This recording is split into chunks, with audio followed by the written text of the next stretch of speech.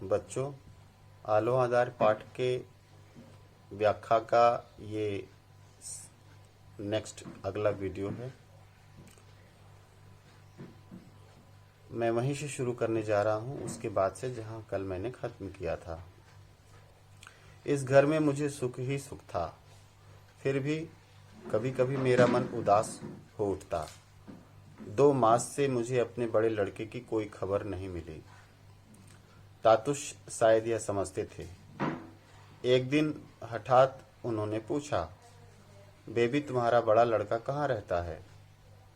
तुम कभी जाकर उससे मिलती क्यों नहीं? उन्होंने पूछा। मिलती क्यों नहीं? 1-2 बार 3 बार वह पूछे ही जा रहे थे और मैं कोई जवाब नहीं दे पा रही थी। कुछ देर बाद मुंह नीचा किए मैं बोली, मुझे पता ही नहीं कि वह कहाँ रहता है। तातुश चौंक कर बोले, यह क्या बेबी, तुम्हें पता नहीं तुम्हारा लड़का कहाँ रहता है? मैंने कहा, उसे जो लोग ले गए थे वे मेरे घर के पास ही रहते थे। मैंने उनसे पूछा था तो उन्होंने यह तो बताया था कि वह किस जगह रहता है, लेकिन उन्हें उसके घर का नंबर ठीक ठाक मालूम नहीं था। उन्होंने जो जो नंबर बताए थे वहां मैं गई थी, एक बार नहीं कई बार, लेकिन हर बार घूम फिर कर लौट आई। बस इतना भर सुना है कि उस घर के मालिक को यहीं कहीं उस घर के मालिक की यहीं कहीं दवा की दुकान है।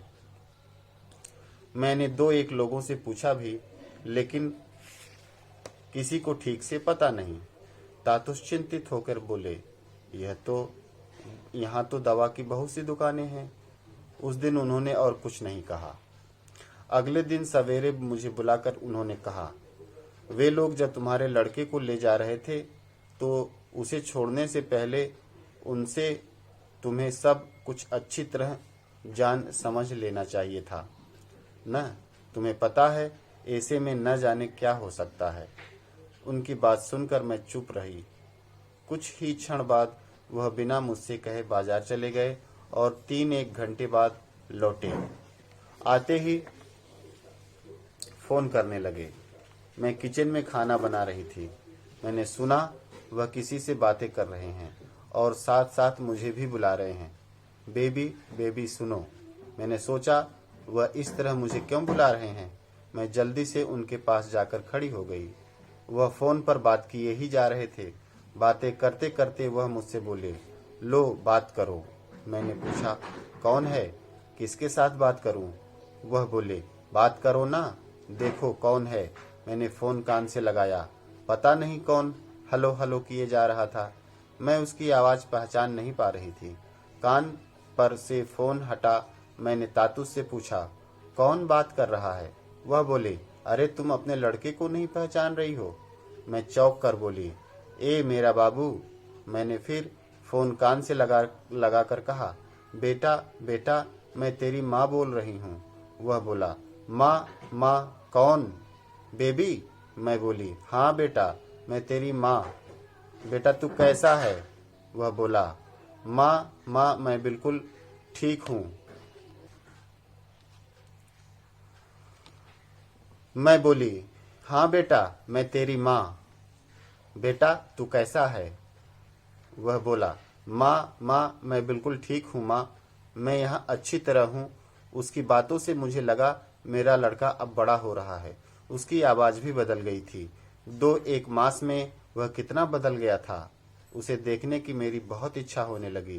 तातुश भी समझ गए। उन्होंने पूछा, लड़के से मिलने जाओगी? मैं बोली, हाँ देख लेती तो और भी अच्छा रहता। वह बोले, तो बताओ कब जाओगी? मैंने कहा, आप जब ले जाएंगे।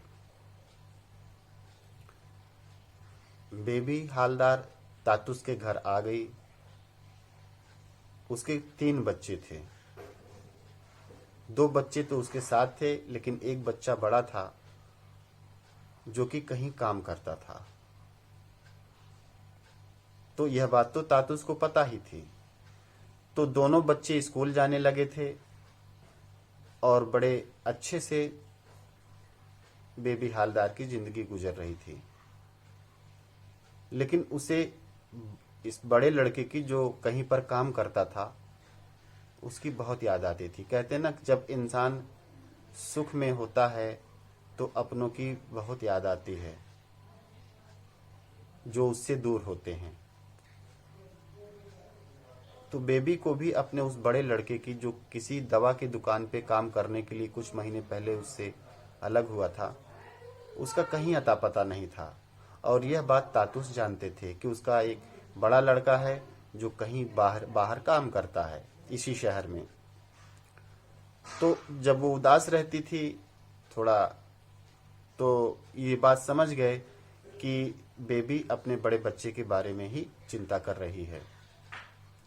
तो उन्होंने पूछा उस बेबी से कि बेटा, आप तुम्हारा बड़ा लड़का कहाँ पे काम करता है, किन परिस्थितियों में है। लेकिन बेबी हालदार को कुछ पता ही नहीं था, बस उसे इतना ही पता था कि किसी दवा की दुकान पर वो काम करता है।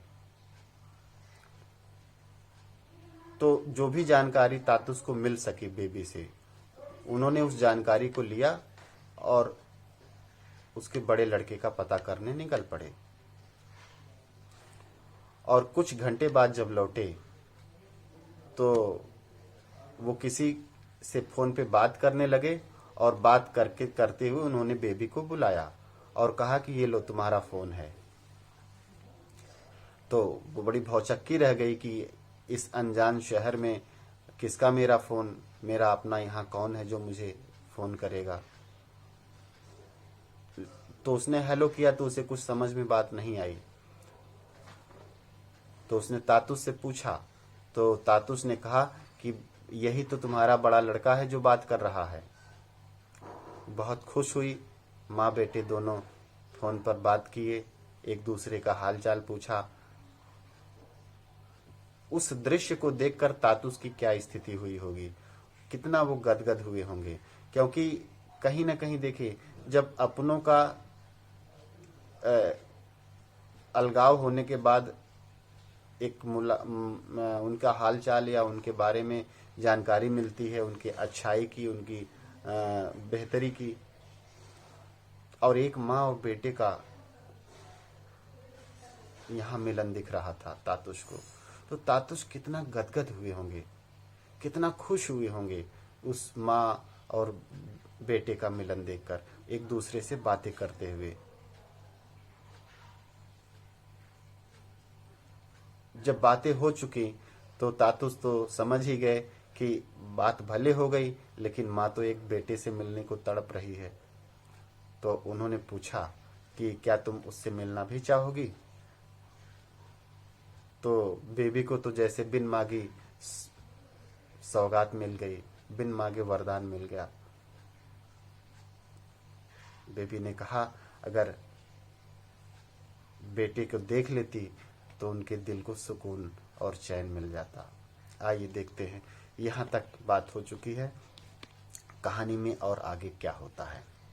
कुछ दिन बाद अपने लड़के से एक दिन मिलने गई तो देखा वह बाहर पौधों में पानी दे रहा है। मुझे नहीं लगा कि वह वहां ठीक से है। मैंने सोचा इन लोगों की यह वयस क्या काम करने की है। वयस का मतलब उम्र, अवस्था। लेकिन मैं कर भी क्या सकती थी, क्योंकि 18 साल का बेटा उसका नहीं हुआ था।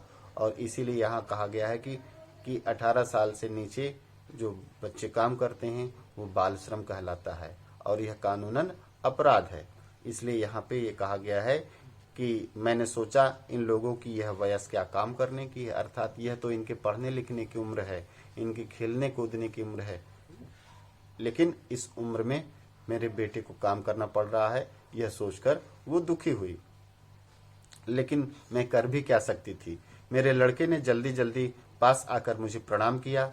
अपने भाई बहन को देखकर वह बहुत खुश हुआ। उसके पास से मैं जब चलने लगी तो वह उदास हो गया। मैंने तब सोचा उसे अब उस घर में नहीं रखूंगी, जैसे भी हो उसे अपने पास ही रखूंगी। तातुस शायद यह सब समझते थे, इसीलिए बीच बीच में मुझसे उसे फोन कर हाल चाल जानने के लिए कहते रहते थे।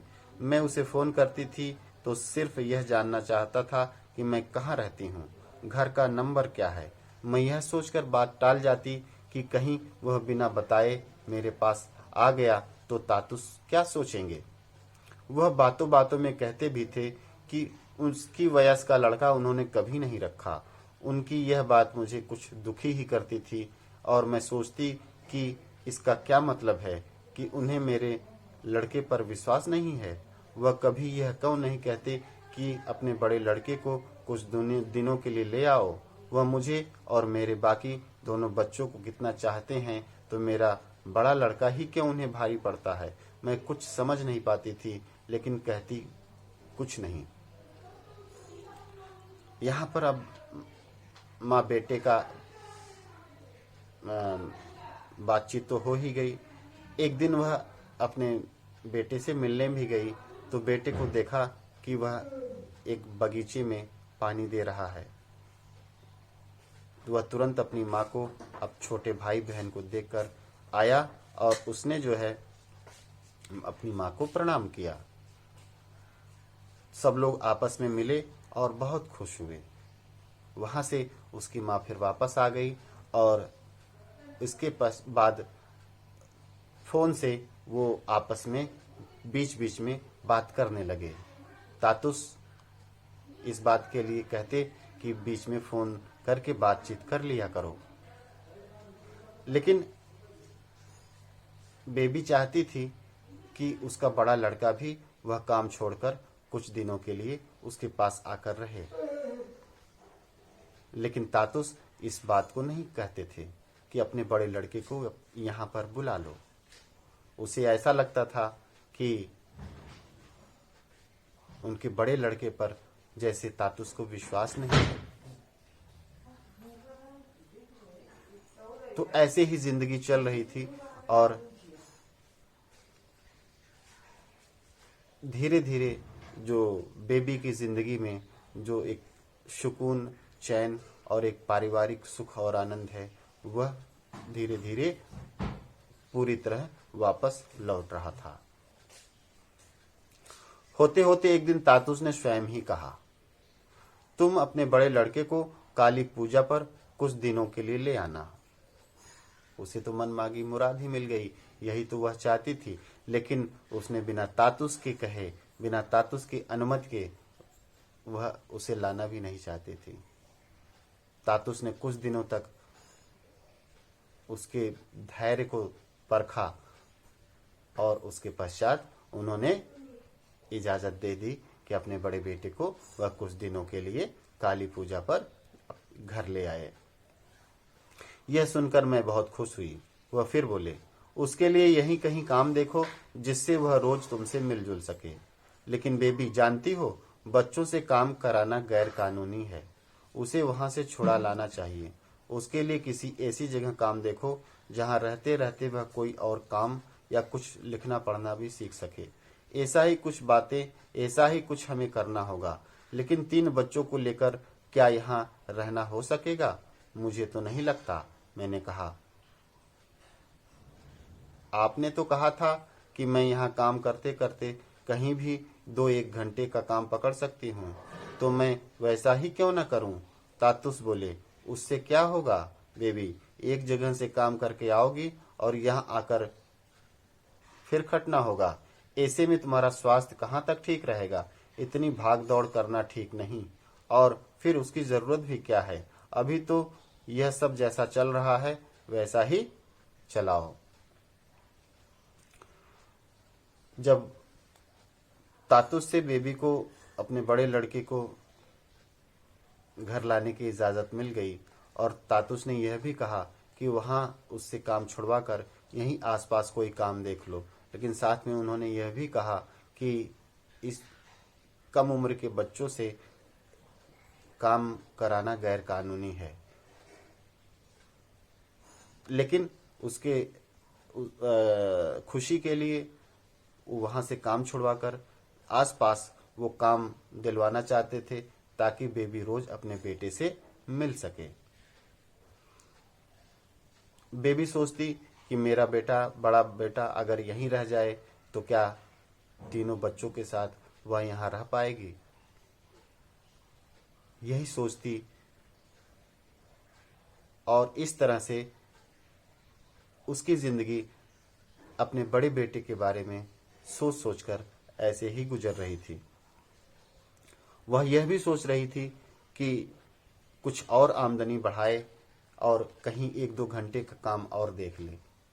उसने तातुस से पूछा भी तो तातुस ने उसे मना कर दिया कि इस तरह की कोई जरूरत नहीं है, क्योंकि तुम्हारा स्वास्थ्य हो सकता है जवाब नहीं देगा इतनी मेहनत करने को। तो इस तरह से तातुस बेबी हालदार को एक बेटी की तरह, एक अपने घर के सदस्य की तरह देखभाल और उसकी चिंता करते थे और उसकी सारी सुख सुविधाओं का और उसकी जो है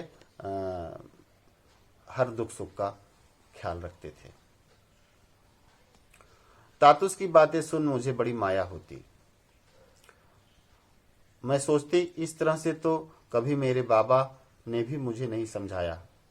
लगता है पिछले जीवन में वह सचमुच मेरे बाबा ही थे, नहीं तो मेरे अच्छे बुरे की इतनी चिंता क्यों करते। थोड़ी देर बाद तातुस ने फिर कहा, मैंने तुम्हें लिखने पढ़ने का जो काम दिया है तुम वही करती रहो। तुम जितना समय यहाँ वहाँ के काम में लगाओगी उतना लिखने पढ़ने में लगाओ। तुम देखोगी एक दिन वही तुम्हारे काम आएगा और कुछ करने की क्या जरूरत। इसी से काम चलाओ ना बेबी। और फिर यह भी तो सोचो कि तुम्हारे लिखने को लेकर मेरे बंधु तुम्हारा कितना उत्साह बढ़ा रहे हैं। मैं हमेशा कहते रहते हैं कि लिखती जाओ, लिखना बंद मत करो। उन्हें मालूम पड़ेगा कि तुम वह न कर बाहर जा जाकर दूसरे घर काम कर रही हो तो वे मुझे ही दोष देंगे। कुल मिला के तातुस ये चाहते थे कि बेबी इस घर को अच्छी तरह से संभाले और अपनी वो लिखने पढ़ने की जो एक उन्होंने आदत डाली थी उस आदत को वो जारी रखे, कंटिन्यू रखे। इसीलिए वो चाहते थे। और यह भी था कि उनके जो दोस्त थे बाहर के वह भी बेबी को प्रोत्साहित करते रहते थे लिखने के लिए। तो इस तरह से अगर वो बाहर काम करने जाती, बहुत ज़्यादा मेहनत करना पड़ता, तो लिखने पढ़ने का उसके पास टाइम ना होता। तो इस बात का वह भी कहते हैं कि मेरे बंधु जो बाहर रहते हैं, जो तुम्हारे लिखने पढ़ने को लेकर बहुत तुम्हें प्रोत्साहित करते हैं, बहुत उत्सुक रहते हैं, वह मुझे दोष देंगे। इसलिए तुम केवल इस घर को संभालो और अपनी लिखाई पढ़ाई पर ध्यान दो। यह सब बातें सोचकर बेबी को अपने बाबा की याद आती कि इतना तो मेरे बाबा भी मेरी केयर नहीं करते थे, मेरा ख्याल नहीं करते थे। तो इस तरह से वो समझती है कि ये तातुस पिछले जन्म में उसके बाबा ही रहे होंगे। तो इस तरह से एक अनजान रिश्ता एक कितने सौहार्दपूर्ण एक पिता और बेटी के रिश्ते में तब्दील हो गया और दोनों अपने अपने जगह पर अपने अपने तरीके से व्यवहार करते हुए एक दूसरे के लिए, एक दूसरे की दुख और सुख में शामिल होकर एक दूसरे के जीवन को संभालने और उसे सहारा देने का काम करते रहे। कुछ दिन बाद तातुस ने एक दिन मुझे बुलाया और कहा, बेबी तुम अपने लड़के को वहां से ले आओ। मुझे वहां उसका काम करना बिल्कुल भी अच्छा नहीं लगता। वह इसी तरह दूसरों के घर काम करता रहेगा तो उसका जीवन बर्बाद हो जाएगा। यह ठीक नहीं। तातुस ने आगे कहा, मैं एक शिक्षक हूं और मैं नहीं चाहूंगा कि बेबी की एक बच्चे का जीवन इस तरह नष्ट हो जाए। बेबी तुम आज ही जाकर उसे ले आओ। तातुस धैर्य की परीक्षा लेते हैं बेबी की। बेबी अपने बच्चे के बारे में वो चिंता करती है, वो चाहती है कि वहां से काम छूट जाए, लेकिन वो कभी कहती नहीं है तातुस से। और उसके मन की बात जैसे तातुस जान लेते हैं, जैसे उसके मन में जो चल रहा है उसके चेहरे पर लिख जाता है कि वो अपने बड़े बेटे की ही चिंता कर रही है। इसलिए एक दिन वो कहते हैं कि बेबी तुम जाओ वहां से काम छुड़वाकर उसे यहाँ ले आओ, और इस तरह से अगर वो काम करेगा तो उसकी जिंदगी बर्बाद हो जाएगी।